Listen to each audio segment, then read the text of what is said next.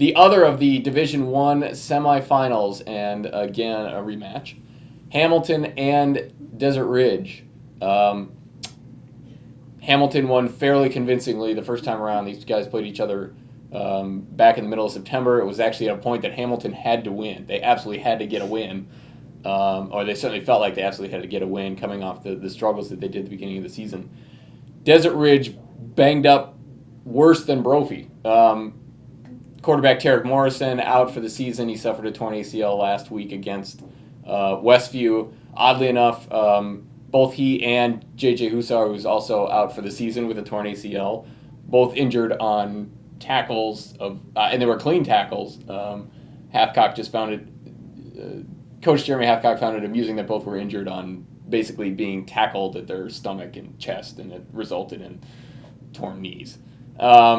That is a massive loss for Desert Ridge. Is there any way that they can overcome this? No, not anymore. They would have been underdogs with those two guys because they were healthy, like you said, the first time, and they still couldn't do a great job moving the ball. You look at it, I don't see how they win this game.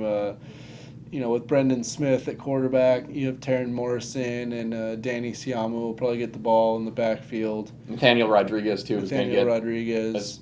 A good amount of carries. So they got some guys, but when you lose your two most explosive players against a defense like Hamilton, they might have to try trick plays or do something to try to get some points on the board. But the only way I think it could happen is if they somehow got the lead early on a kick return or a defensive interception or something like that, and then somehow found a way to hold on and just play really well defensively. But if they get behind, I don't see any chance. Yeah, that's a problem if they get behind by 10 points. And they're going to try to run the ball, and they're going to try to play action a little bit with quarterback Brendan Smith, who has played a little bit amount of varsity experience. Obviously, not against the defense that he's going against. So it is enormously tough sledding for woefully undersized, undermanned Desert Ridge right now.